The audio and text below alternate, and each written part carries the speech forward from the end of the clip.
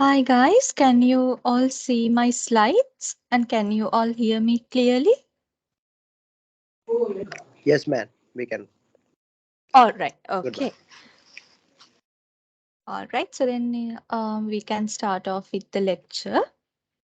Okay, so in last week's lecture, there was a little bit of that presentation that we couldn't cover that day. So the forms, right? So like I discussed all the slides with you guys, but at the end of the slides, there I had attached some forms related to supervision and appraisals, which we couldn't discuss last week. So we'll discuss those forms today. Okay, so I will before I start today's lecture, I will firstly finish discussing the forms first, and then we'll move on to today's lecture. Okay, so let me go back to the slides. All right, so guys, since these forms are in a portrait mode, um, if I put it into the full screen mode, it will not be clearly visible. So what I'm going to do is I'm going to keep it in this mode, in the normal mode, and zoom it in. Okay, so can you all see the content? Can you all see whatever written inside the form clearly? Yes, ma'am. Okay, all right. So um,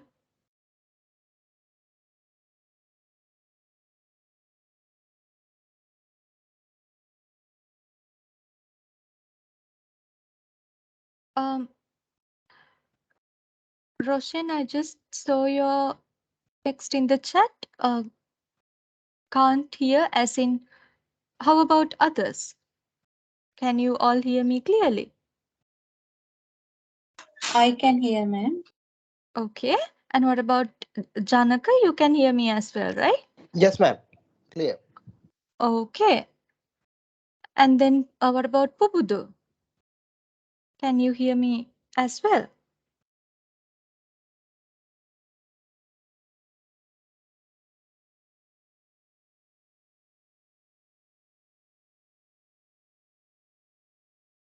So let me go into the chat.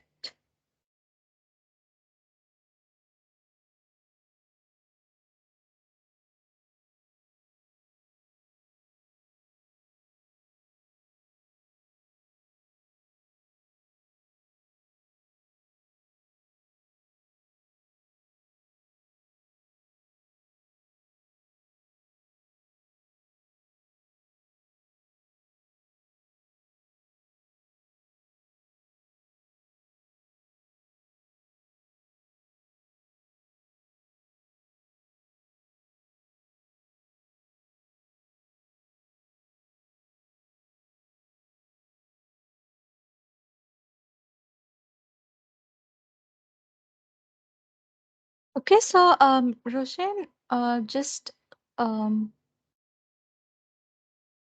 just check whether your connection is stable, because since the others can hear me clearly, it seems like a connection issue from your end.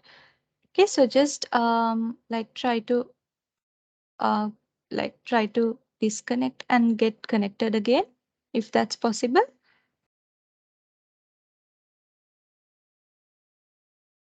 All right, so yeah, so we'll start off with discussing the first form that we have here.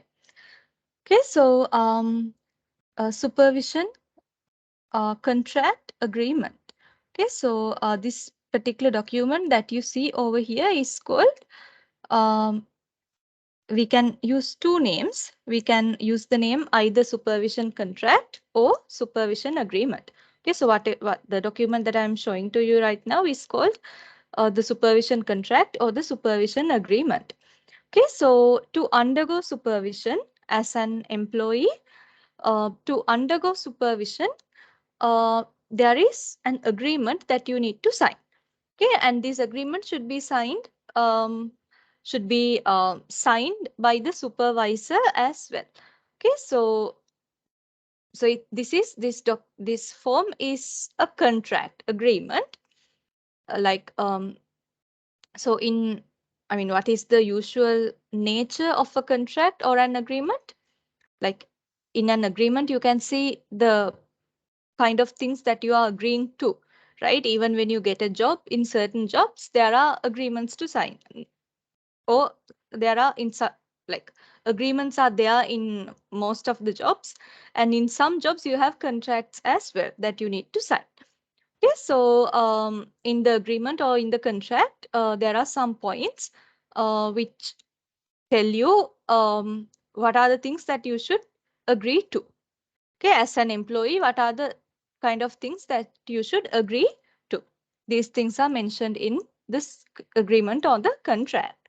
Okay, so similarly, so supervision contract or supervision agreement is also a document like that. It is a contract or an agreement. It's a document which you need to sign uh, in order to be supervised, in order to undergo supervision. Okay, so let's see what kind of things are there inside this supervision contract or supervision agreement. Okay, so as you can see in the first row, you have to enter the name of the staff member.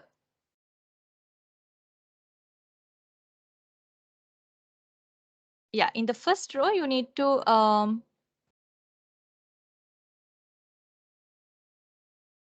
yes, you need to enter the name of the staff member. Okay, so name of the staff member means the name of the person who is being supervised.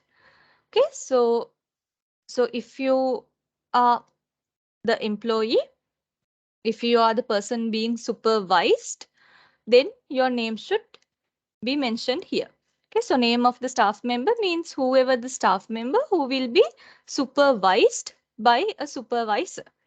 Okay, and then name of the manager. Okay, so name of the manager means if, so in some cases, in some companies, managers are the ones who are supervising you. Okay, in some companies, you have managers and supervisors both. So the supervisors will do the supervision and managers will concentrate on the other management related stuff. Okay, but in some companies, um, there are no separate people for supervisors and managers. Managers are the ones who do the supervision. Okay, so in such cases, you can write the name of, so manager, in such cases, manager is the person who is going to supervise you. Okay, so in such cases, in this form, you can write the name of the manager here.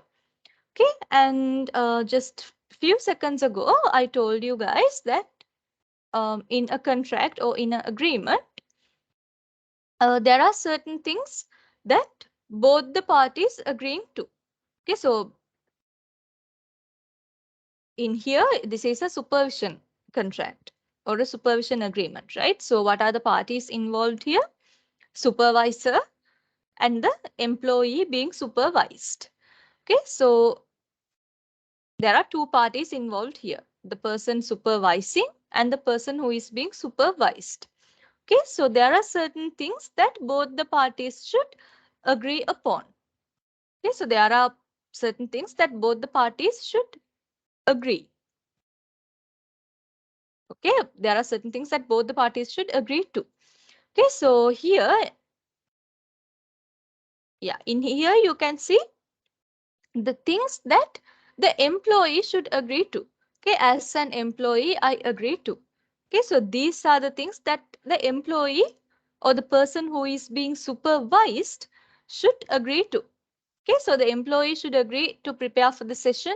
A session means the supervision session, and contribute to the agenda set for the session, and then be punctual for the sessions, be willing to learn and change, and to take responsibilities. Okay, so these are the, so by signing this document, you are saying that you agree to do these things as an employee, as the person who is being supervised. Okay, and there are certain things that your supervisor or your manager should agree to as well. Okay, so these are the things here. You, in this part, you can see the things that your manager is agreeing to. As a manager, I agree to. Okay, or else as a supervisor, agree to. Okay, as a supervisor, I agree to. As a manager, I agree to. So these are the things that your manager or your supervisor is agreeing to. Okay, by signing this document, your manager or your supervisor is saying that I'm agreeing to these things. Okay, so protect the time and the space of the appointment and be punctual and um work with. So here in the blank, you have to write the name of the employee.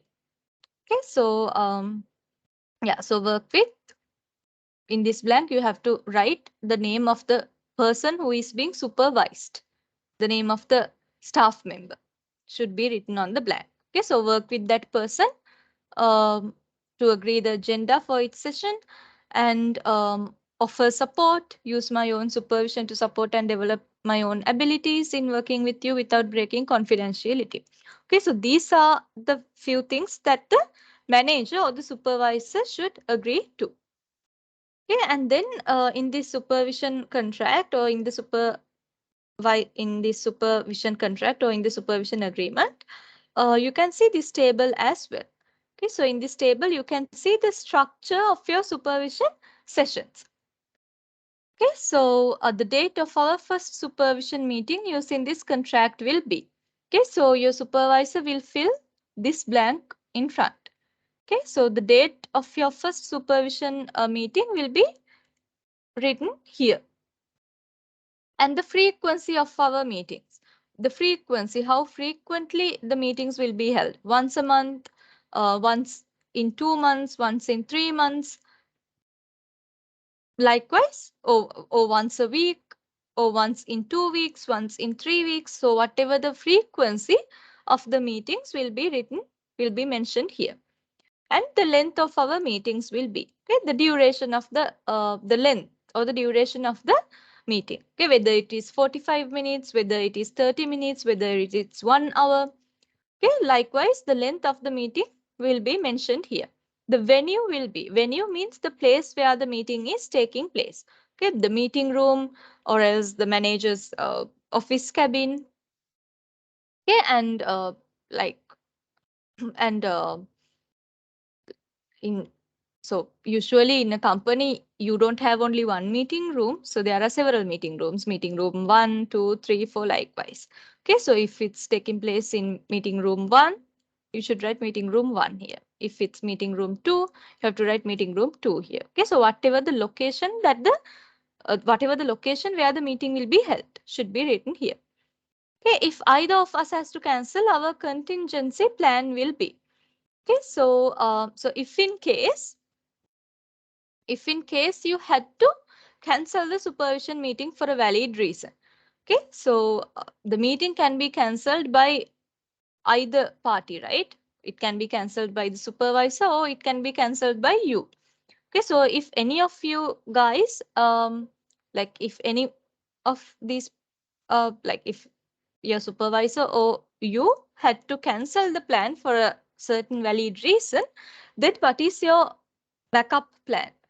What is your contingency plan? Contingency plan means what is your next plan? Like, so see, this supervision meeting got cancelled. So for the, what is the plan that you have for the cancelled meeting? Okay, so for example, guys, like if we take today's lecture, so this is a reschedule. I mean, this is a lecture that I couldn't do on September 4th, right? So my plan was to do it on the 1st of October. Okay, so likewise, when the supervision meeting was cancelled, what is the, like after cancelling the supervision meeting for a valid reason, what is the next plan that you are going to do? Okay, so how are you going to plan the supervision meeting? How are you going to reschedule the supervision meeting? On which date are you going to reschedule it? On which time? Likewise, that plan should be mentioned here. Okay, and then in this part, you can write the content of the, this part is for the is to tell you about the content of the supervision meeting. Okay, so what the content of the meetings will be and what will be the agenda and what are the boundaries. Okay, so all this information related to the content of the session goes here. Okay, and yeah, and then in this part, process. Okay, so what is the process of the supervision meeting? Okay, so yeah, so we will consider requesting help from a third party in the following circumstances. Okay, so like if you consider requesting help from a third party, what are those circumstances? Those should be mentioned here. Okay, and we agree that record of the supervision will be recorded by how the supervision meeting will be recorded. That should be mentioned here. Okay, and we have both read and agreed to proceed on the basis of the standards stated in the supervision policy. Okay, so yeah, so you have to read all these information and then sign here. The employee's signature goes here, and then you put here, you put the date on which that you signed this document. And then here goes your manager's signature or your supervisor's signature and the date that he or she signed the document. Okay, so this is how a supervisor contract or supervisor, this is how a supervision contract or a supervision agreement looks like. Okay, and then this is how a supervision policy looks like. Okay, so supervision policy, like we discussed about supervision policies in our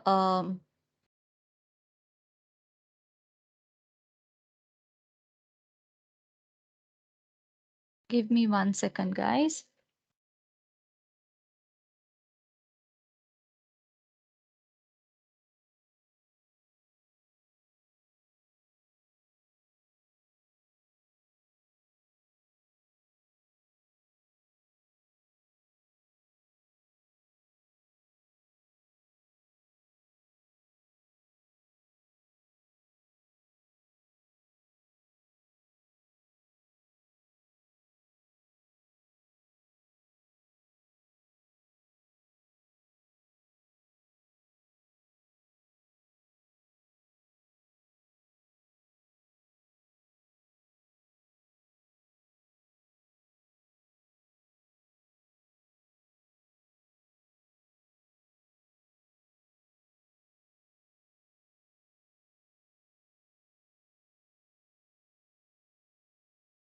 Yeah, so we discussed about the supervision policy in our last week's lecture. So supervision policy is just to refresh your memory. Supervision policy is a policy or a rule. It's a set of rules or a policy which has been made by the company, which explains how the process of supervision should take place. Like it's a policy, it's a organization made policy which explains you how the supervision should take place inside the organization. Okay, so this document is made by the organization and it explains how the supervision should happen inside the company or the organization. Okay, so you can see sections like these in the supervision policy. Purpose, uh, the purpose of the supervision policy, like why do we have something called, why do we have this document in the company? Okay, so the purpose of this document is mentioned here. And then the aims of supervision are, okay, so what are the aims or the objectives of supervision? Okay, so those are written here. And then you have a small paragraph to define supervision as well. Okay, so definition of supervision goes here. Okay, and then supervision contracts or agreements. Details about supervision contracts or agreements will be mentioned here. And then there will be a small paragraph which explains you about the formal and informal supervision. Okay, so formal supervision means planned supervision, like the supervision sessions which are planned ahead. Right? Informal supervisions means you are supervising, but it's not planned, right? I mean, you are supervising, so the staff member doesn't know that you are supervising. Okay, so like you can do informal supervision by just evaluating the quality of the work that your staff member does in day-to-day basis inside the company, and his or her behavior, the way he or she behaves in the company. So likewise, so there are certain things that you informally gather or informally, yeah, like there are certain things that you informally gather by observing people, right? So that is called informal supervision. Okay, so informal supervision is not planned. It happens naturally on a day-to-day basis. Okay, so that is called informal supervision. Okay, and then minimum frequency. What is the minimum frequency needed for supervision sessions? Okay, and the responsibilities of the line managers. What are the responsibilities of the workers? And if there are any disagreements, how those disagreements should be handled. And recording, how the supervision sessions will be recorded and how those records will be handled. Like, are we going to keep it confidential? Are we going to keep the records confidential, or are you going to reveal the records to someone? Okay, those information goes here. And storage, like how the records will be stored. Like, are you going to store it online, or are you using any other methods? Likewise, the storage related details will be mentioned here. Okay, so likewise, as you can see, um, yeah, and then there's another part, access and confidentiality. Okay, so yeah, so the access and confidentiality. So we just discussed that supervision sessions are recorded, right? So who can access these records? What is the confidentiality of these records?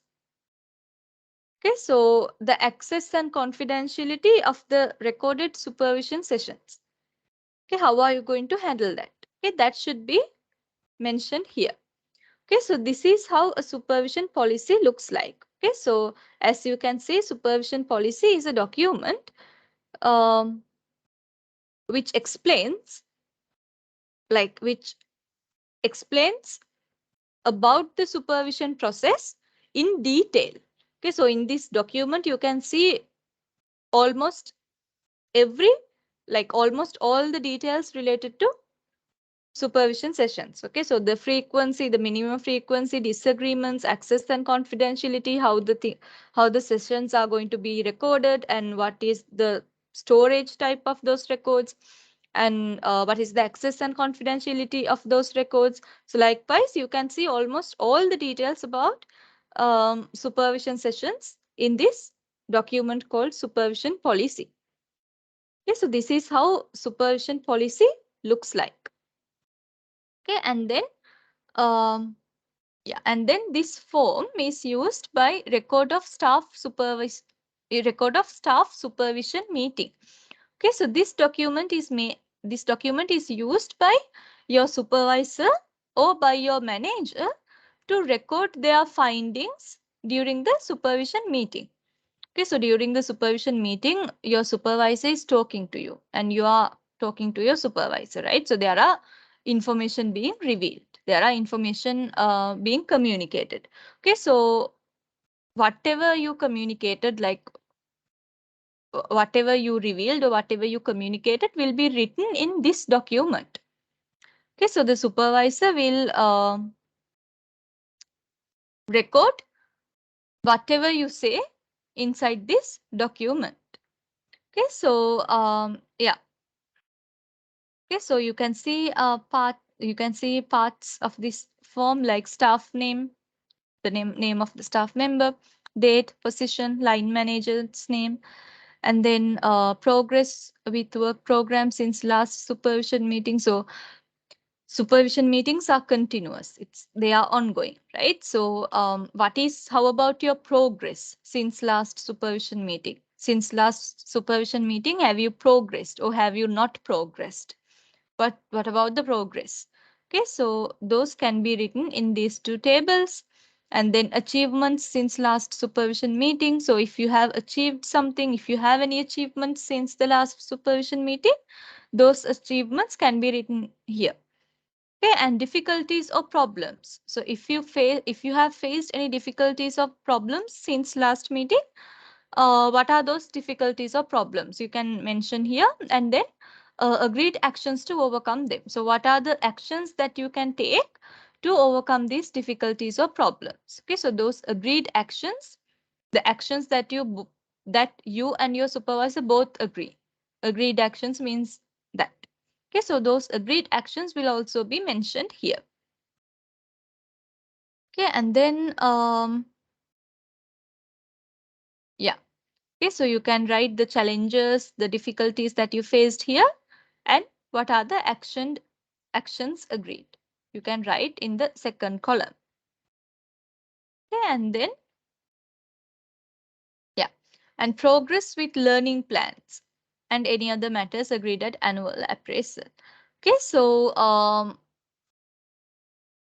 the company gives you certain targets to achieve, right? So even during an appraisal, your manager tells you what are the areas that you need to improve. Okay, so that is sort of a target, right? So let's say you are an amazing employee, but you are not that good when it comes to punctuality. Okay, so then in appraisal meetings, your manager tells you that you are doing really good in these areas, but you really need to work on your punctuality. You really need to know how to finish your work on time and how to uh, attend meetings or whatever on time. Okay, you need to work on that. Okay, so it's something that you need to work on, right? So it is a target. Okay, so if you have any progress with related to those targets, like if you were able to achieve the targets or if you were not able to achieve the targets, so whatever the progress that you have with your targets, you can write in detail here in this box. Okay, and if there are any other matters, like if there are any other matters related to supervision, you can write the other matters here. Okay, and here the worker will sign. In this line, the worker will sign, and in the last line, the line manager will sign. Okay, so that's how a supervision. That's how a supervision record document looks like. Okay, record of staff supervision meeting. This is how the document looks like. The document where you record or write down stuff during the supervision meeting. Okay, and so this form is for staff evaluation of supervision. Okay, so this form is for the staff member to evaluate his or her supervisor's performance. Okay, so to tell to rate your supervisor, to tell how good or how bad your supervisor is. Okay, so this form will be filled by the staff member according to his or her supervisor's performance. So you can use this form to rate your supervisor, to tell how good your supervisor is or how bad your supervisor is.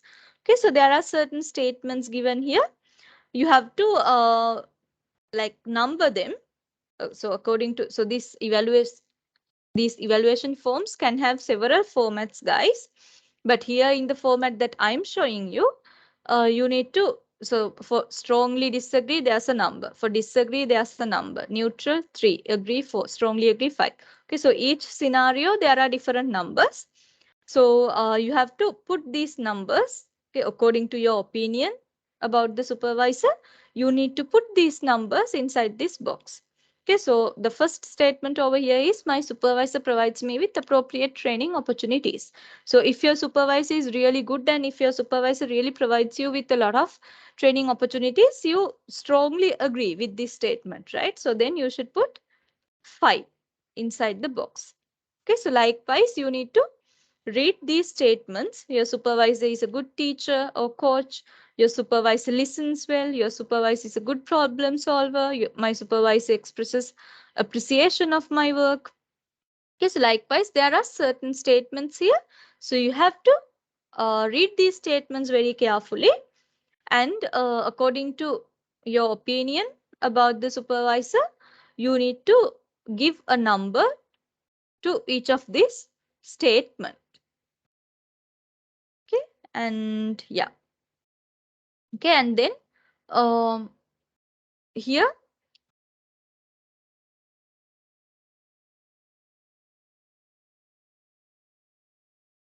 you can write about the specific strengths that you see in your supervisor. So if you see any specific strengths in your supervisor, you can write the strengths here. And if you see any areas that your supervisor needs to improve, like how could your supervisor be a better supervisor? That means how can your supervisor be better? So if you see any areas that your supervisor needs to improve, those areas, those points should be mentioned here. Okay, and if you have any additional comments, you can give here, and then you should sign this document and put the date on which you signed the document. Okay, so that is how supervised evaluation forms look like. Okay, and now I'm showing you appraisal record forms. Okay, so these forms are used to record things or to write things down during appraisals. Okay, so these appraisal record forms will be, so supervision record forms are used by the supervisor, right? So appraisal record forms will be used by your manager to write down or to record whatever you say during appraisal meetings. Because if it is not recorded, your line manager or your manager will forget it after few hours, right? Because one manager is doing appraisals for several employees, like for many employees. Okay, so there's a lot of information to hold inside the brain if you didn't record them. Okay, so uh, recording is a must. It's compulsory. It is very important. So that is why we have this form called appraisal record form. So this is the form where your manager will record things down or write things down during the appraisal meetings. Okay, so whatever you reveal to them, whatever you tell will be recorded here. Okay, so yeah, so the worker's name, position, line manager, date of appraisal will be written in the first part of the form. And then yeah, so how the employee can contribute to their achievements. Okay, so those details can be mentioned here. And achievements since last appraisal, tasks, work program, and objectives. So if you have had any achievements since the last appraisal, you can write, the manager will write details about those achievements in this table. Okay, so task or objective. Okay, the first column is task or objective, and the second column is comments on achievements and challenges or problems. So for this particular task, for the for this particular task, uh, what were the achievements that you had and what were the challenges or problems that you had for this particular task? And task number 2, and what were the achievements, challenges or problems that you had for this particular task number 2? Okay, so likewise you can use this table, your manager can use this table to record your achievements since last appraisal.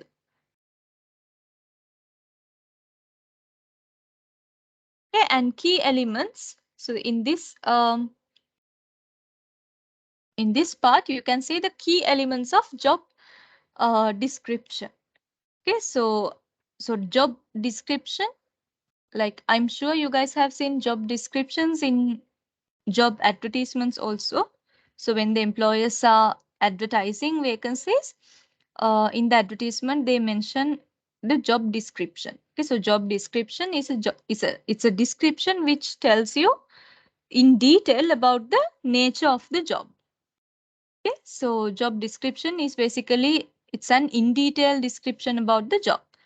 Okay, so so in this table you can write the key elements of the job description, And in the second column, you can write comments on achievements and any challenges or problems. Okay, so whatever the achievements, challenges or problems you faced uh, with relate to whatever the elements that you write here, you can write in the second column. So the achievements, challenges or problems goes into the second column.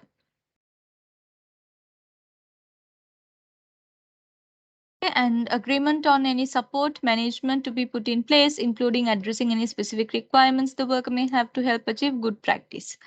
Okay, so so if your manager agrees to provide you any additional support uh, for you to grow and learn as an employee in the company. So like if your manager notices that you need some additional support to improve yourself, so how the company can provide that support. Okay, so that information can be written here in this box, in this box. And in the last box that you can see here, agreed changes in the way manager and worker will work together. So if your manager and you agree to do some changes, what are those changes and how both of you will work together for these changes? Okay, so those can be written inside that box.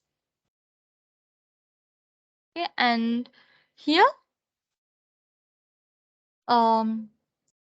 your manager can record the learning and development activities. Okay, so if you took any courses or if you attended any conferences or on-job trainings or whatever, like if you if you if you took part in any such learning or developmental activities, the details about the details of those learning and development activities can be recorded here.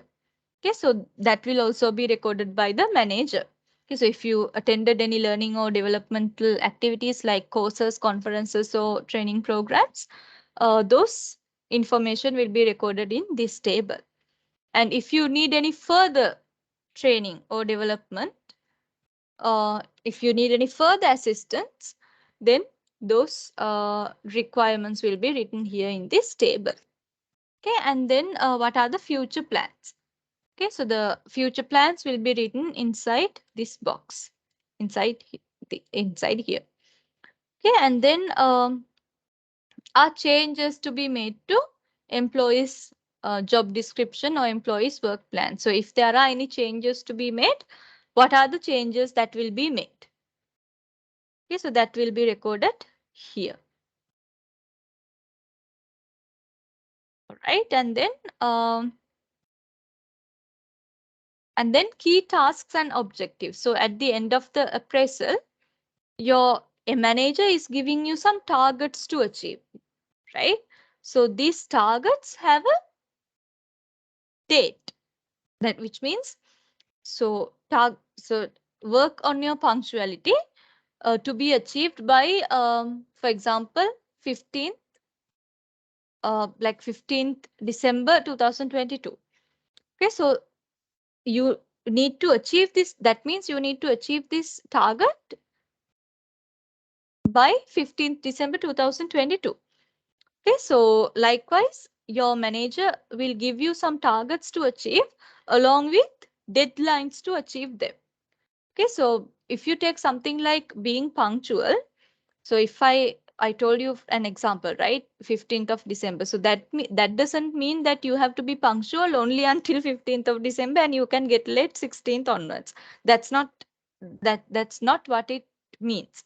Okay, so 15th December means like by 15th December, your manager should be able to see some sort of a progress in your punctuality, right? So even after 15th of December, you should be punctual. Punctuality is something ongoing. It should be continuous and consistent.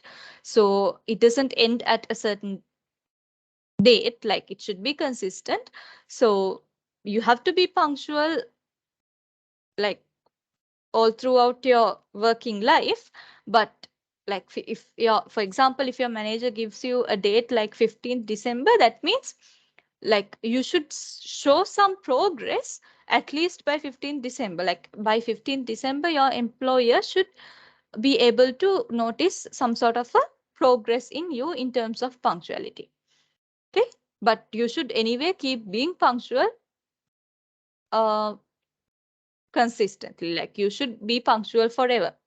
Okay, the date is for the manager just to notice a progress in you, whether you've progressed or not. Okay, so yeah, so at the end of an appraisal meeting, your manager will give you some targets to achieve and what are the deadlines to achieve those targets. Okay, so whatever the targets will be written in the first column, and in the second column, the manager will mention the deadlines. Okay, so you have to achieve these targets by these deadlines. Okay, so target 1 goes here, and then what is the deadline to achieve target 1? Target 2 goes here. What is the deadline to achieve target 2? Likewise. Okay, so the deadlines go into the second column. And if the manager has any other issues or comments, he or she can write here. And then manager's overall comments. Okay, so like what manager thinks about you in overall, like what what is manager's overall opinion about you? Manager's overall comments will be written here. Okay, so it will be a summarized paragraph. Okay, it will be a summary about your manager's opinion about you. And then you can also write a summary here. Employees' overall comments. Okay, so here goes employees' overall comments. Let me show you. Yeah, this one. Yeah, so here employees overall comments. So if you have any comments as an employee, you can write your overall comments here. Okay, and your manager should sign and put the date in here, and you have to sign and put the date in here. Okay, so this is how the appraisal record form looks like.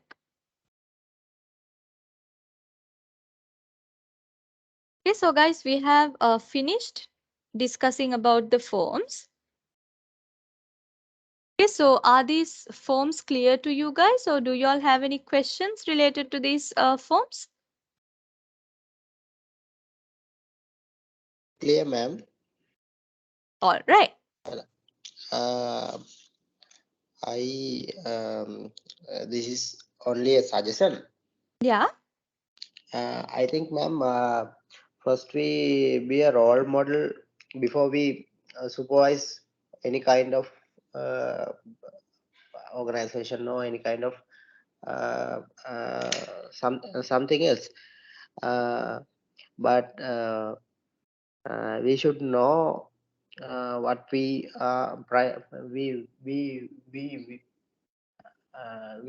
should know what we supervise.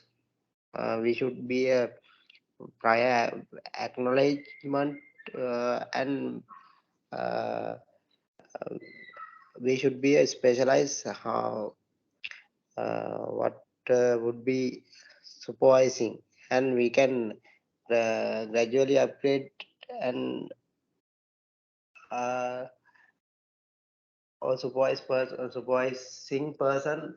Uh, we can gradually upgrade their attitudes and improve our productivity, and overall we can increase our profit margin, or we can remove unwanted things, no? Exactly, Janaka. That's a really good point. Thanks for mentioning it.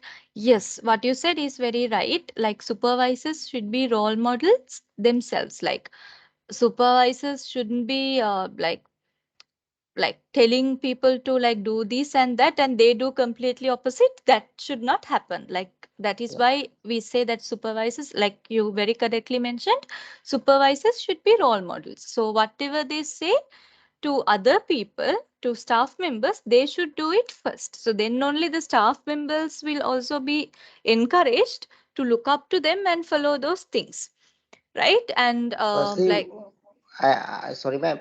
Firstly, may supervisor should be specialized in uh, what he supervising, no?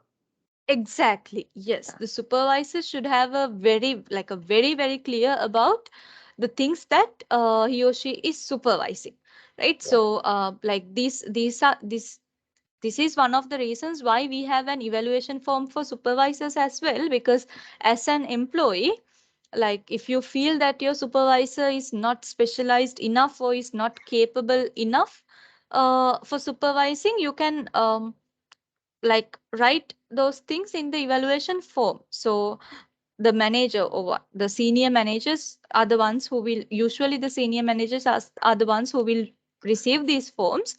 So yeah, so if so they will definitely go through the details, they will study the evaluation forms, they will go through the details and see if they have competent supervisors in the company, and how the supervisors can be like, how the performance of the supervisors can be improved and all of that. So that this is one of the reasons why we have evaluation forms, because supervisors should be evaluated on their performance as well, because otherwise, like, how the other people going to know whether the supervisors are doing their job correctly or not, right? So supervisors should be supervised as well. So that is why we have an evaluation form to fill, and in the form we can write whatever the opinion that we have about our supervisor. So these findings will be used to upgrade or improve the performance of the supervisor. Okay. Thank you, ma'am. Excuse me, ma'am. Yes. Uh, this those forms formats can be changed now, miss. I Of mean, company to company, department to department. Yes, of course, Tilani. That's a really good question as well. Yes. So whatever the, like, all the forms that I showed you today, so those can be changed according to company, and like you said, according to departments as well. Okay. So from company to company, it can change, and even in the same company, from department to department also it can change. But in the examples that I showed you, uh, like in these examples you can see the like the basic things. So these things will be, most of these, even though there are some changes, these are the basic things that should be mentioned in these forms. Okay, so there can be certain changes, but you will see most of these things, even with the changes you will still see most of these things in the forms. Okay, so the structure can uh, slightly uh, change. I mean, for example, the as a manager, I agree to this might come on top, and then an employee, as an employee, I agree to will might go next. And the structure of these tables, those can, the design of the form can change, but in terms of the content, this is the content that you will see in most of the forms. Like the content will be quite similar, but the format or the design will definitely change according to the company and according to the departments. Okay, thank you, ma'am. No worries, Tilani. All right, so guys, then we can move on to today's lecture. Okay, so today's lecture is about it's about recruitment and retention of staff. Okay, so we'll move on to that. I will share the slides now.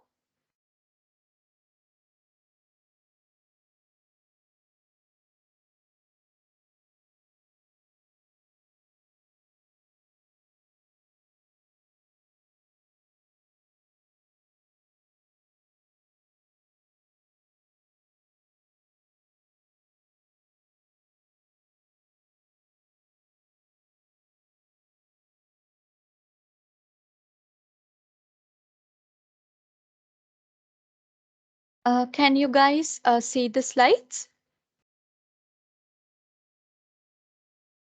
Yes, we can see, ma'am. All right. Okay, so guys, give me 1 minute.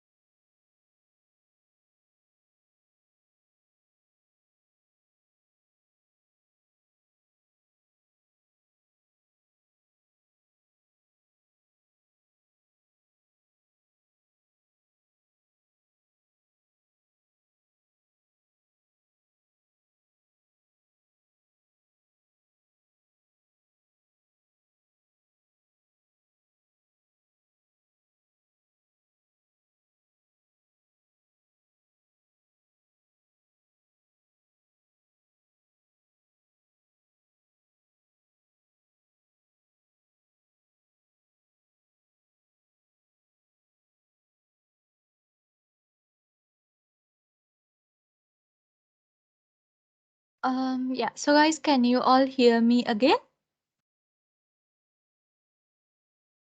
Yes, ma'am. Okay. Right. All right, guys. So then we'll start the new lesson for today. Okay. So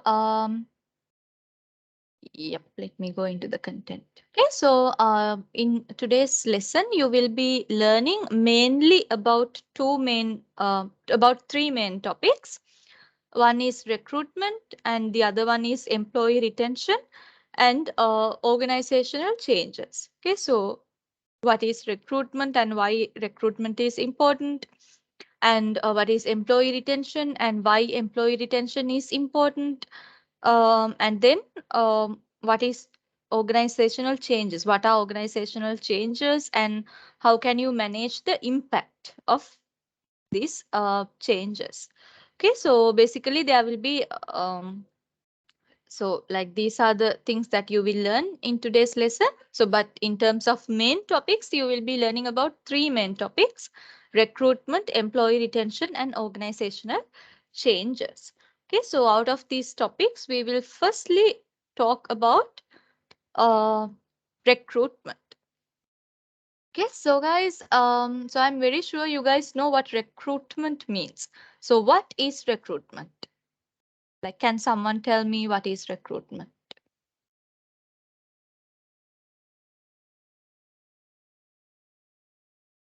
In your own words, what is the meaning of recruiting?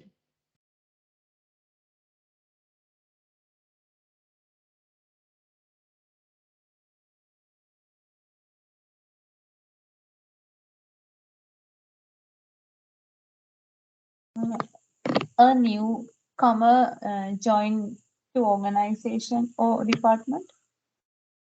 Yes, Dilani, that's a very good answer. Yes, you are right.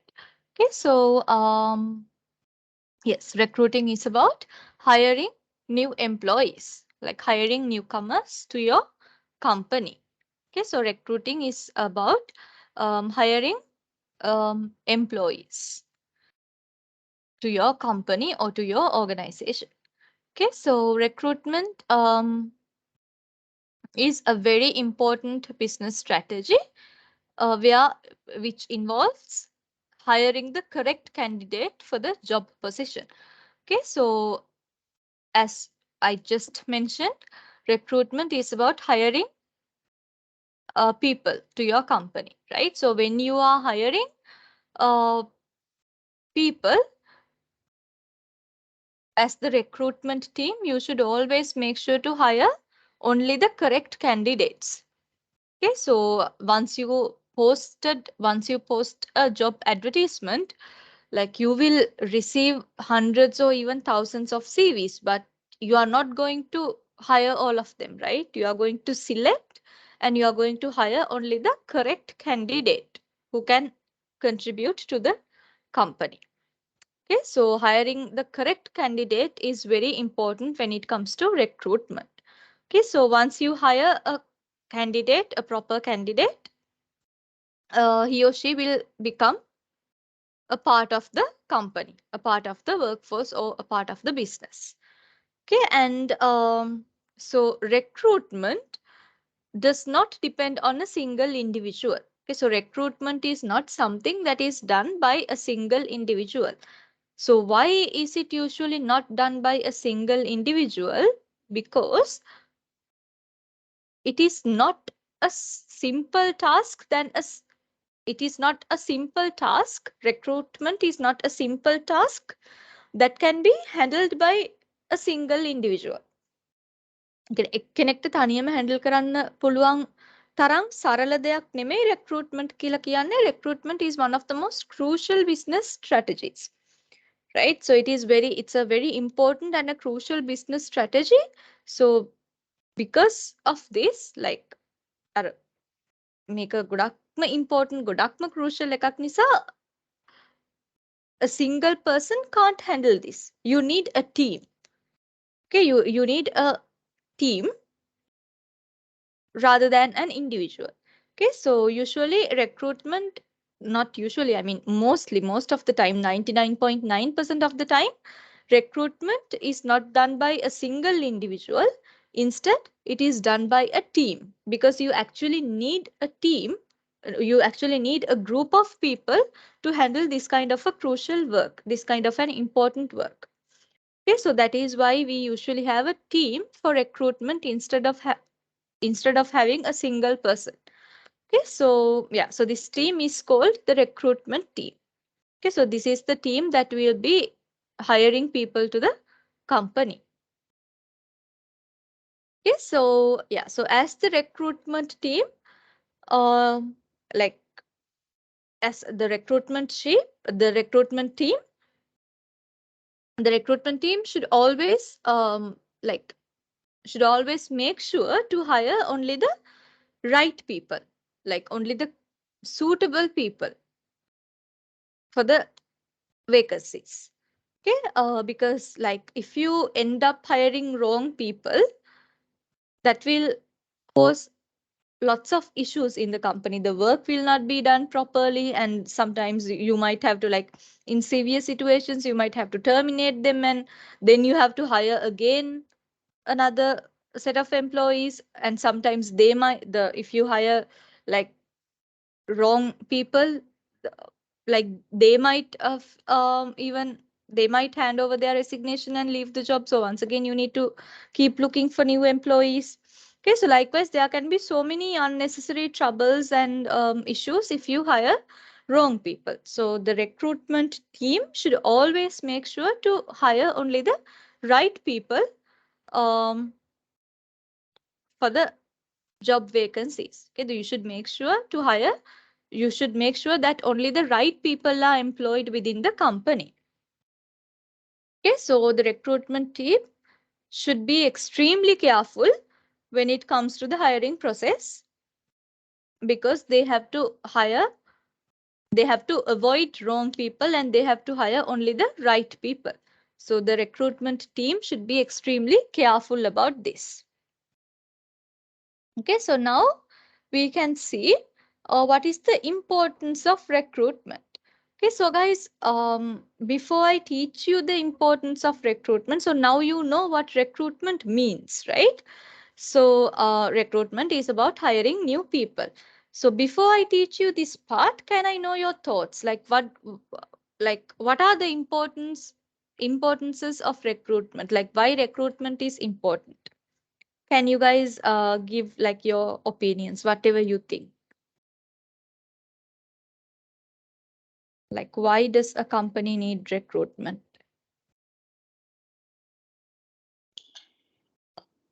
To Because expand their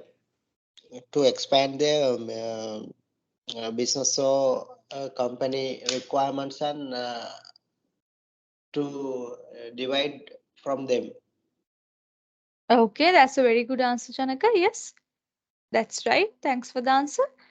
And and also human is very important resource in organization. No? yes, Tilani, of course. That's also another really good answer. And yeah, so do we have any other answers? Okay, so far we've got two answers: to expand the company, and like the human resources are very important to carry out the tasks inside the company. Okay, so those are some really good answers. All right, so guys, yeah, so both the answers that you I think, ma'am, reduce unemployment. yes, yeah, that is right as well, to reduce unemployment. But yeah, that is right. But the thing is, uh, like when you reduce unemployment, Yeah, it is like it's something that, like, it is a gain for the society, not for the company, right? yeah. Yeah, so it is. I saw overall in. Yeah, yeah. In, like, we can take it as like as an overall importance of recruitment. So here we are focusing on the benefits, like on the benefits that the company gets by recruiting, like what is the importance of recruitment like for the company, like why recruitment is important for the company. Okay, so like to reduce unemployment, yes, like it's a very correct and a valid answer, but it's not on the company side, it is more towards the society side, right? It's again for the society. And I So, think, ma'am, Yes, Tilani. okay, I think, ma'am, all the organizations have goals and targets now. Yeah. Uh, they all are depend on the employment. Yes. I mean, company success. Yes, exactly. To have to, I mean, to achieve those goals and objectives, like you need human resources to achieve those goals and objectives. So human resources means you need to hire people. So then you can like hire people and divide those goals and objectives among them, uh, and achieve those as a team. and also to make work easier. Exactly. Yes. Okay. So if you like, if you have like, that is a very good answer, Janaka. Yes. So if you have, for example, if you have like 10 employees and like a pile of work, so you overload them with work, your employees will feel like exhausted, right? And they might even after a certain time, they might even leave the job, because according to a recent research, it has been found out that like the excessive workload is one of the main reasons for people to leave jobs. It's one of the most like top reasons for people to leave jobs. So if people feel overwhelmed, like people feel tired about the workload that they have, they might leave the job. Okay, so recruitment is very important. So you can hire more people and distribute the workload in a manageable way. Like you can a give a manageable amount of work to each person, so the workers will not feel tired of the workload. There will be like more people to share the workload with. In current situation is, ma'am, with modern technology and automated systems have been imaged, and now many new recruits have reduced. Yes, with automation, the number of people have been reduced. But the thing is, there is a certain extent up to which you can reduce the people as well, because even for like automation stuff, even for like machineries and those automation Yeah, stuff, like there should be people to like oversee those machineries and automations, right? So you can't completely rely on automation as well. That's why I said there's a certain extent to which you can limit people. Like yeah, even if you go for machineries and automated stuff, like you need to have at least few number of employees with you to oversee those machineries or whatever the automations. Because if something like if if you take machineries for example, if something broke down, there should be a person to repair it, right? For yeah. example. Him. Most important thing is human resource. I know that, and the current situation is the COVID pandemic situation, and Yes. more that modern technology is most used to uh,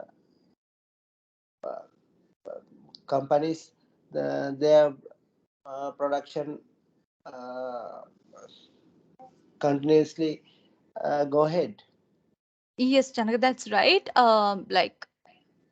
Like you said, due to the COVID situation, like with this like social distancing and all of that, Yeah, people are going for like automations, like the machinery related stuff, and also to increase the productivity. Like the I mean the machines are always like much more productive compared to human beings work efficiency, right? So for those reasons the companies are moving towards like automation. uh, yeah, but there should be a balance between automation to run a company successfully. There should be a balance between a good balance between the human resources and the automation. We can't do fully automated, but part Yeah, primary part or other part we can. We want both parties, human resource and uh, new modern technology, and both parties, and we should uh, we can move to our goals. exactly. We need both parties. We can't completely rely on automation, like you said, because if like so, like even so, if you completely rely on machineries or automation, like if something broke down or if some error happens, there should be a person to rectify it, right? So it's not like another machine can repair another machine. So it should there should be a person, like a human being, to like repair or correct whatever the error is happening. So yeah, so both the parties are important. We should have a balance between like the machines or the automation related stuff and the human resources. Okay, so yeah, 100% automation, like you said, 100% automation is not actually possible. Like, I mean, it is possible, you can do it, but like it is not that successful. It is actually a risk, a very big risk to completely rely on automation. Okay, so yeah, guys. So we can now discuss about the importance of recruitment. Okay, so I mean, you guys already gave some really good answers for the importance of recruitment. Okay, so yeah, so now let's see why recruitment is important for the company. Like why companies do recruitment. Yes, so the recruitment team conducts job analysis activities along with some personal planning to ensure that they can understand all necessary requirements needed for the job before they begin the recruitment process. Okay, so the recruitment team, like before the recruitment team begins the recruitment process, before the process begins, the recruitment team will do a thorough job analysis. Okay, so the recruitment team is the one who it is the team that post job vacancies, right? So in job vacancies, I'm sure you guys have seen in job vacancies, they have mentioned all the details about the job, like the job description and the nature of the job and what we expect, like what kind of qualifications the company expects and the benefits that you are getting and what will be your responsibilities. So all these um, details are written there. Okay, if especially if you see the vacancies posted on LinkedIn. Okay, so the LinkedIn job postings are really like contains a lot of details, right? So everything is written in detail in LinkedIn job posts. Okay, so the recruitment team is the team that writes this stuff.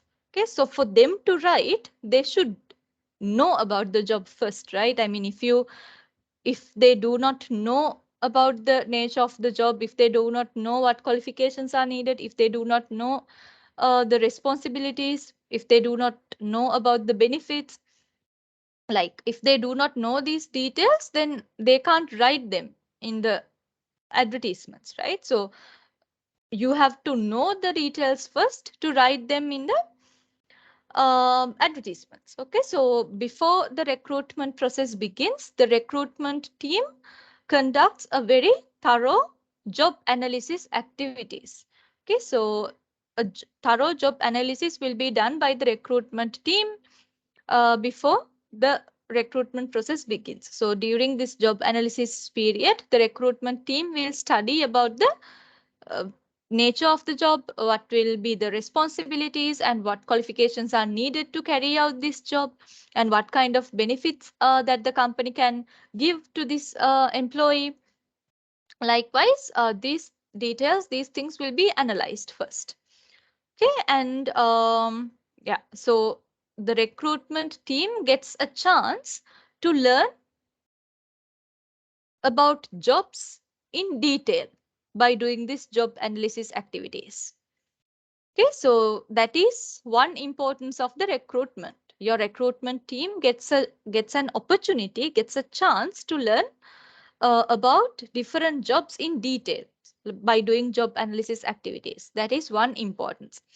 And then through recruitment, you can hire candidates. You can hire people without spending too much money. And also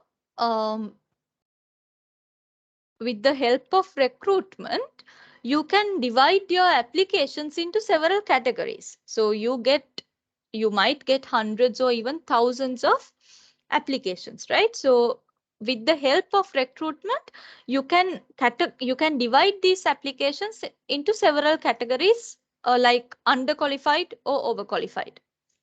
Okay, so underqualified means the people who are not qualified enough for the job. Okay, so once you categorize these applications into several categories, the job, it's the recruitment process will be much easier for you, right? Like rather than handling all the applications at once you categorize them, it will be easier for you to handle the applications. So you can categorize into underqualified, qualified, and overqualified. Okay, so underqualified are the people who are not qualified enough for the job. So you can completely reject those set of applications. And overqualified are the people who are qualified too much for the job. Okay, um, so most of the companies usually do not hire overqualified people as well. Usually the companies, so I mean, when you are qualified too much, it sounds like a good thing, right? But when you look at it from the company's perspective, like usually most of the companies do not like most of the companies tend to not hire overqualified people, because like when people are overqualified, they demand so much more, right? For example, like an overqualified person will demand a higher salary that the company cannot bear, that the company cannot provide. Okay, so likewise, when people are overqualified, there is a possibility that they will demand more. Okay, so because of this reason, the companies usually do not hire overqualified people as well. But if they do not have any other option at all, they will hire. But usually, in the usual scenario, companies do not hire overqualified people also usually. Okay, so underqualified applications will be put aside, overqualified applications will be put aside, and only the qualified. Qualified means the people who are qualified enough, not underqualified, not overqualified, qualified enough. Okay, so the recruitment team will go through these qualified set of applications and see which person suits the best for the company. Okay, and yeah, so recruitment helps you to hire better qualified people. Okay, so that is one importance. Okay, and through recruitment, you can, as we discussed just few minutes ago, you can hire human resources through recruitment. You can hire human beings, human resources to your company, and you can use these human resources to meet company goals and company objectives. Okay, and that is another importance. Okay, so yeah, so the capabilities or the skills or the attitudes of the people that you hire, the capabilities, skills, or the attitudes of the new employees that you are hiring, um, will ensure the success of the organization. Okay, so the capabilities, skills, and attitudes of your new employees will help the organization or the company to succeed. So the success of the company or the organization will also be ensured. Okay, and yeah, so when you hire qualified uh, people to your organization, the value of the organization also increases. Okay, when you hire qualified people with capabilities, skills, and right attitudes, the value of the organization also increases. Okay, and the value of the people working inside the organization also increases. Okay, so these are the importance of recruitment. Okay, so now we can see how recruitment helps a business. Okay, so yeah, so so the main purpose of recruitment is to find out the existing and the future needs of the organization. Okay, so you hire people to your organization based on the existing and future needs of the organization. Okay, and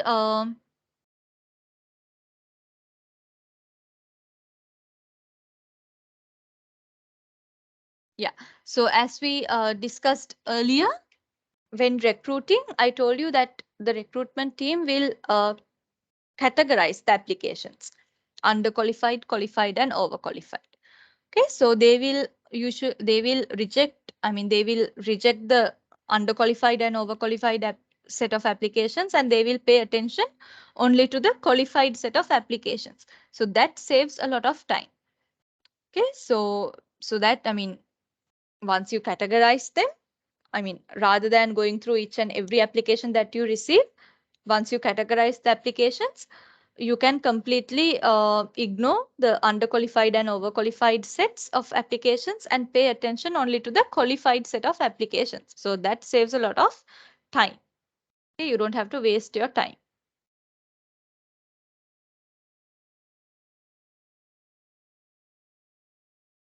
Okay, and yeah, so the recruitment is needed to meet social and legal obligations of the organization and to be successful. And recruitment is also needed to filter through the job applications and identify who is the best fit for the company, best fit for the job. And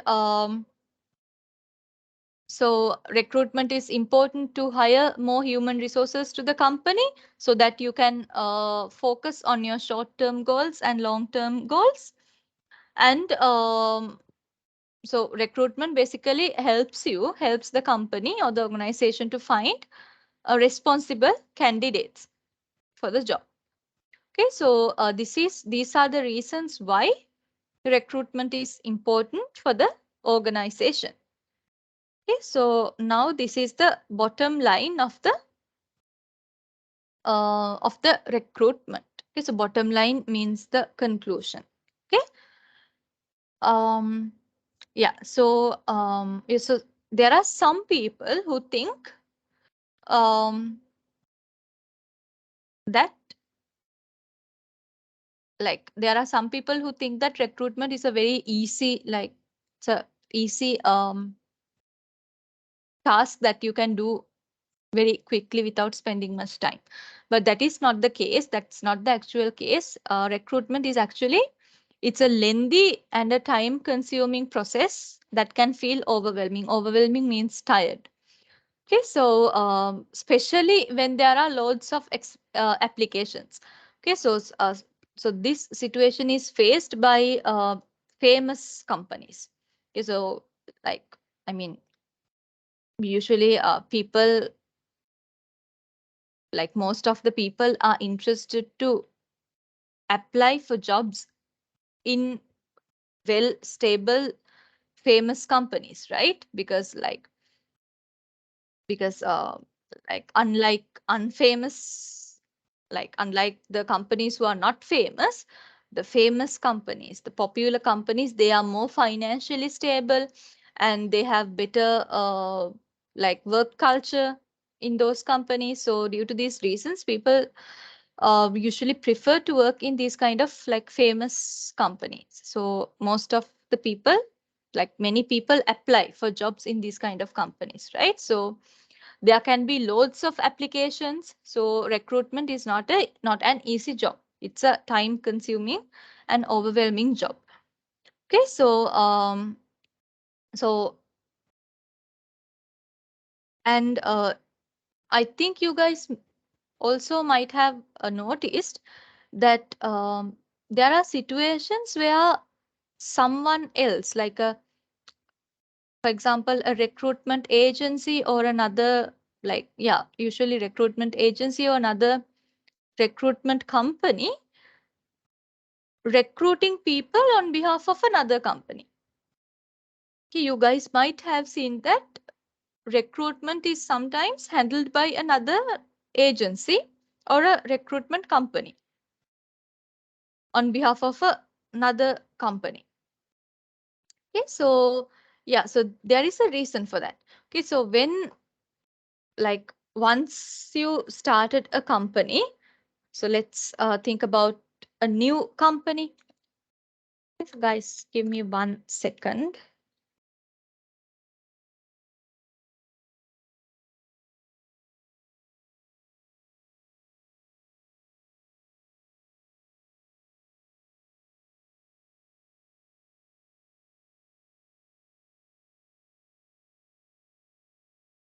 Yeah, so once you started a company, like company එකක් පටන් ගත්ත අලුතම වගේ, in the initial stages of your company, you don't have many people in your company, right? Soon after starting a company, you have only few number of people working in the company. You don't have many people at the beginning, right? So and you are a, so it's a new, and once you started a company, like it's new, right? You have only few people working in the company, and also you are not experienced enough. Like you are new to the industry, you are not experienced. So so for these two reasons, right, when you started a new company, you are not experienced enough in the industry, and you have only few people working in the company. Okay, so due to these reasons, you will not be able to handle your own recruiting process, right? Recruit, like, because you are not experienced enough and you don't have enough people in your HR department. There will be only few people once you started a new company. You don't have many people in there, right? You have only few people. So you have only few people, you are not experienced enough, so you will not be able to handle your own recruitment process. Okay, so then what do? You give that responsibility to someone else, to another recruitment agency or another company who handles recruitment on behalf of you. Okay, so that recruitment agency will handle your recruitment on behalf of you. They will select the right candidates for your company on behalf of you. Okay, so they will handle that. Okay, so this is something that happens when you start a new company. Okay, so yeah, so that recruitment agency will post job advertisements, and they will receive the applications, and they will go through the applications, and they will find, and sometimes there will be interviews that happen via telephone or through email. And yeah, so the people will communicate through telephone or email, and there can be some telephone interviews as well. Okay, so that recruiting agency will do all these things on behalf of your company. Okay, and when it comes to the last stage, so let's say you selected through um, all these initial interviews and telephone interviews and all that, and so there will be a final interview for which you need to go in person, right? Yes, so telephone interview is something that happens through the phone. The telephone interview එක pass වුණොත්, the last step will be an in-person interview where you have to go for the interview in person. Okay, so so when you reach that level, like when you have to do the in-person interview, then the recruitment that recruiting agency will um, take you to the company, right? Like they will advise you to go directly to the company because you are needed by the company, not by the recruiting agency, right? The recruiting agency is just recruiting you on behalf of the company. So the job vacancy is in the company, not in the agency. Vacancy is available in the company. So when you come to that last stage of the recruitment process for that interview, for that in physical in-person interview, the recruiting agency will advise you to, they will provide you the address of the company and even the location and the contact numbers and all of that, and they will advise you to directly go to the company for the interview. Okay, so the company will handle the in-person interview with few candidates, and then among these candidates, uh, one or few candidates who fit well for the vacancy, for the job vacancy, will be selected by the company. The company will decide whom to choose for the vacancy. Okay, so sometimes only one person will get selected, or else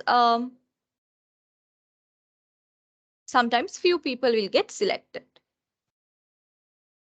Okay, so yeah, so this is so that you need the help of a recruiting agency if the company is new and if the company is small, right? But if you think about like big companies who are well established in the industry, they do not need help of recruitment agencies. They can handle their own recruitment process.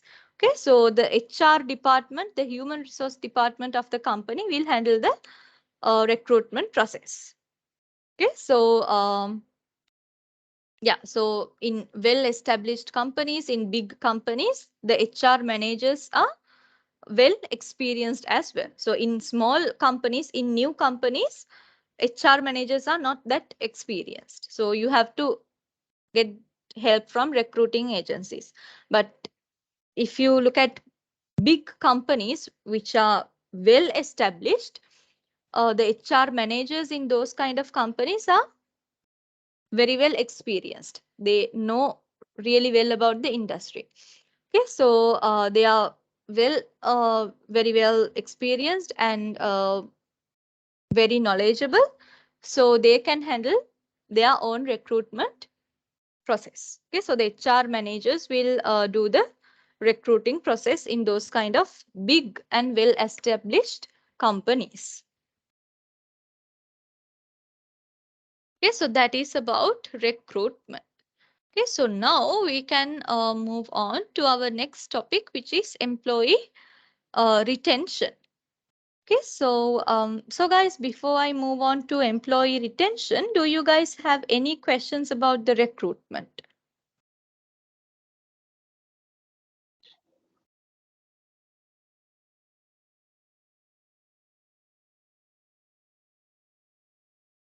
No, madam, carry on. All right. Okay, guys. So if you have any questions, just unmute yourself and let me know. Okay. So, yep, we can move on to the employee retention, the second main topic for today. Okay, so employee retention. So, first of all, what is employee retention? Okay, so employee retention means the company's ability to keep its employees. The company's ability to keep or retain its employees. Okay, so employee retention is very important for the health and success of your organization. Okay, because if the workers or the employees leave your company frequently, then you have to keep hiring new people, right? Like if there is a high frequency of people leaving your company, to fill up those vacancies, you need to keep hiring new people. Okay, so hiring and training new employees takes a lot of time and it is very stressful and it costs you a lot of money as well. Okay, So yeah, so high employee turnover brings about multiple problems, including high costs, knowledge loss, and low productivity. Okay, so high employee turnover. Employee turnover means the amount of people, the meaning of the word employee turnover is the number of people leaving a job during a certain period of time. Okay, so during a certain period of time, as in, for example, the number of people who left the job of within the months from January to September, for example. Okay, so employee turnover is basically it's the number of people who left the job during a certain period of time. Okay, so high employee turnover. High employee turnover means when most of the people are leaving the company. When the employee turnover is high, when many people are leaving the company, um, it brings a lot of problems like high costs, knowledge loss. The people who are leaving the company can be very knowledgeable people, so you face knowledge loss in that case, and low productivity. Okay, so employee turnover, not employee retention, the employee turnover has all these top issues, right? High costs, knowledge loss, low productivity, um, like the time consuming, stressful. So these are the issues of employee turnover. So to prevent employee turnover, we need to ensure employee retention. We need to make sure that we keep our employees. Okay, so now why employee retention is important? Okay, so these are the reasons why employee retention is important. Okay, so first of all, employee retention reduces the costs of the company. Okay, because when people leave the company to fill up their vacancies, you need to hire more people. Like you have to hire more people means you have to hire new people, right? So these new people are new, right? They are not experienced enough. Okay, so when you hire like new people, since they are not experienced enough, you need to provide them training as well. Okay, so there will be training costs. Okay, and yeah, okay, and it not only money, uh, it will cost you time as well, because since they are not experienced, you need to explain each and every single thing to them, right? So that takes a lot of time. So they are new, they don't know what to do, right? So after some time they will catch up, but initially they are not clear about what to do since they are new employees. So you need to explain every single thing to them in detail. So this takes a lot of time. Okay, so employee retention, if you can keep your employees without making them leave the company, you don't have to waste money and time to hire new employees. Okay, so uh, that is one reason why retention is important. And improved morale. Okay, so when valued employees means knowledgeable employees, employees who are really good. Okay, so when good employees leave the company, it affects the morale of the other team members as well, right? So the other like the other co-workers will feel like they lost someone valuable from the company. Okay, so this will affect the other team members morale as well. Okay, so when you keep your employees, like when you ensure employee retention and when you keep your employees without making them leave the company, when you keep your employees, the morale of the other team members will also improved, right? So it will boost the morale of the other team members as well. So when the employee morale is high, they can perform better. The employees can perform better, and when the employees perform better, the organizations or the company's performance gets better as well. Okay? And increased productivity. Okay, so this is another reason why employee retention is important. Okay, so yeah,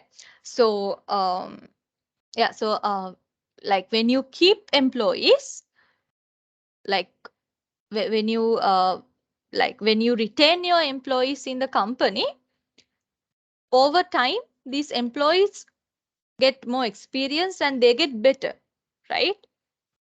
Like with time their performance gets better.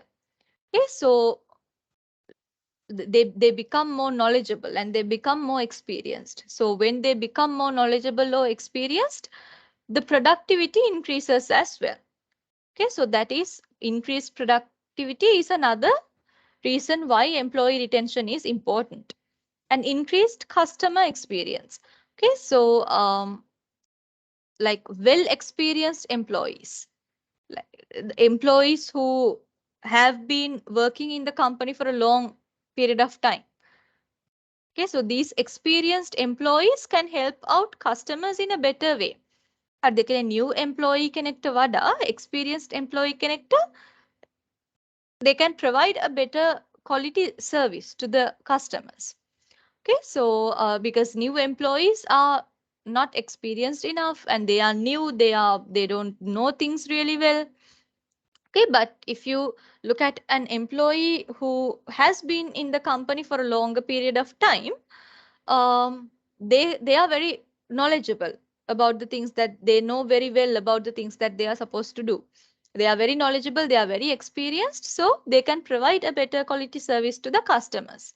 Okay, so the customer experience will be increased. That is another benefit, another reason why employee retention is important.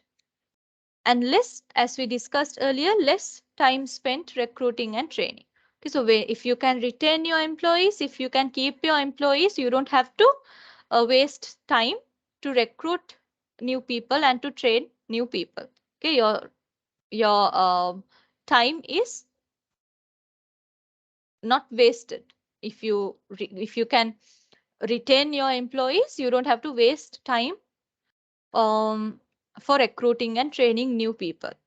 Okay, so less time spent recruiting and training. It's another reason why employee retention is important. Employee retention saves your time because you don't have to spend time for recruiting and training unnecessarily if you can retain your workers. Improved revenue and ROI. Okay, ROI means ROI stands for return on investment. Return on investment means once a company invested on something, like there should be a return that the company gets from the investment. What do you get in return from the investment? That is ROI, return on investment. So revenue means the income. Okay, so when you retain your employees, your revenue and your ROI will also get better, will also improve. Okay, and more employee expertise. Okay, so as I mentioned you earlier, with time, employees get better. They learn more, their knowledge is improved, and they get more experienced. Okay, so your like with time, employees become experts, right? With time, employees become experts. They become more knowledgeable and more experienced, and they become experts. So these expert employees can perform better and provide better quality service to the clients or to the customers. Okay, so that is, so I mean, if you do not have employee retention, then there is no employee expertise, right? Because people keep leaving the job. So there is no time for them to gain knowledge or to be experienced. But if you retain your employees, if you make your employees stay in the company for a long period of time, within this long period of time, they can gain more knowledge, they can be more experienced and perform better. Okay, they can provide better performance, better service to the customers. Okay, so more employee expertise is another reason why we need employee retention. Okay, so these are some methods through which you can provide staff retention. Okay, so you have to make sure that when you recruit people to your company, you need to make sure that these recruited staff, these recruited people have a really good idea about the job. They should know what to do. They should know what is expected from them. Okay, so that needs to be checked whether the staff, whether the new,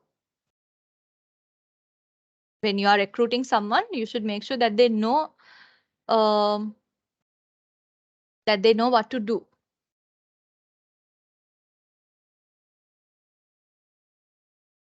Okay, and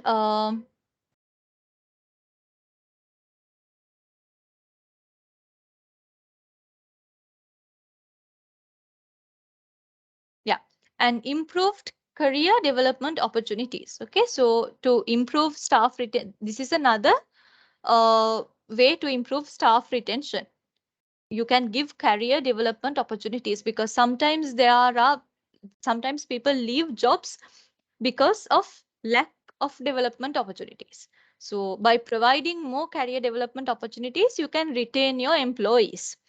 Okay, and effective appraisals and strong diversity policies. So if you have people coming from different backgrounds, you should have strong diversity policies in the company to retain your staff, and providing your workers with a good work-life balance, and a mechanism for staff to register dissatisfaction, and whether it be appraisals, grievance proceedings, and so on. Okay, so there should be mechanisms for the staff members to express their dissatisfaction if something happened. Okay, so because otherwise you do not know whether your staff is facing any problems, whether your staff is working happily or not. Okay, so there should be certain mechanisms, like it can be feedback forms, it can be meetings, like it can be anything. There should be a mechanism for the staff members to express their dissatisfaction or unhappiness when it is needed. Okay, that is another way to improve staff retention. And leadership training for managers. Okay, so the managers should also be trained. Okay, there should be leadership training provided for managers. Okay, so because sometimes people leave their jobs because of the managers, because of troubling managers. Right, so there should be proper training, proper leadership training provided for managers as well. So then managers know how to do their job well. So usually when the manager is good, like when the manager is understanding and when the manager is approachable, people usually tend to stay in the job without leaving it. Okay, so you should provide leadership training for managers as well.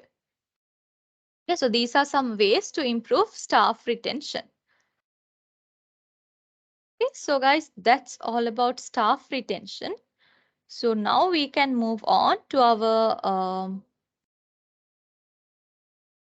our next topic, three types of organizational change. Okay, so we talked about recruitment, we talked about staff retention. So we can now talk about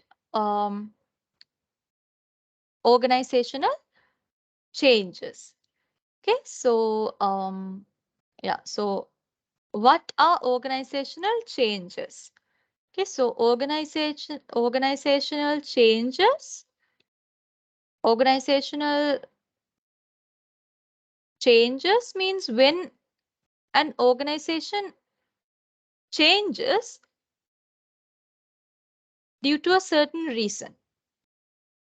Like organizations can change due to certain reasons, right? So there can be three types of organizational changes: developmental, transitional, and transformational.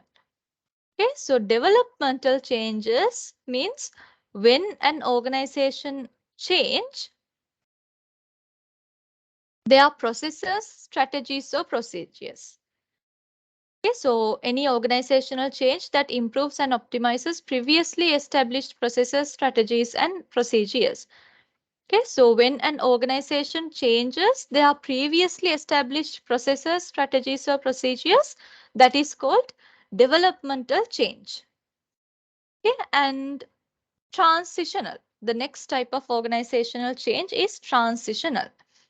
Okay, so transitional means change that moves an organization away from its current state to a new state in order to solve a problem. Okay, so a transitional change means when an when a company moves from the current state to a new state to solve a certain problem, a company moves from a current state to a new state. Okay, so this is called transitional change. Okay, so for examples, so mergers, acquisitions, and automation. These are some examples for transitional changes. Okay, so mergers means when a company combines with another company and work as one unit. Company A, for example, company A combines with company B and work as one unit. Okay, that is an example for mergers. Acquisitions means when you acquire assets of other companies. Like when you like for example, we can take shares. Like if company, for example, if company A buys some shares from company B, so shares means assets, right? So when you acquire or when you buy assets from another company, that is called acquisition. Okay, so for example, if company A buys shares from company B, that is an acquisition. An example for acquisition. Okay, so acquisition means when you acquire, when you uh, gain assets from another company. Automation means moving to machinery sides. Okay, so if you like, for example, if you reduce the number of your human resources and going towards the automation, going towards implementing machines and equipment in your company. Like, so you have like limited human resources, like you are limiting your human resources and you are increasing your equipment and machinery, the automation side. Okay, so automation means that. Okay, so in these three examples, you can see how a company moves from its current situation, current state, to a new state, to a new situation. Right? So this kind of a change is called transitional change. Okay, and transformational. Transformational change means a change that radically and fundamentally alters the culture, core values, and operations. Okay, transformational changes means the changes that happen inside your inside the transformational changes means the changes that happen in the work culture or the core values of the workplace. So if you do any changes to your work culture, if you do any changes to the culture that you have in your workplace, or if you do any changes to the core values that you have in your workplace, that is called transformational change. Okay, so yeah, so you have to implement these changes in situations like this. Okay, so some of the most common examples when change management is necessary to successfully implement changes within organizations include. Okay, so this means why do companies change? Like why changes are needed? Okay, so say changes are needed. These three types of organizational changes are needed in these situations. When you have to implement a new technology, you need to do changes in your work, in your company. Mergers and acquisitions, when you need to acquire assets from another company, or when you need to combine or merge with another company, you need to do changes.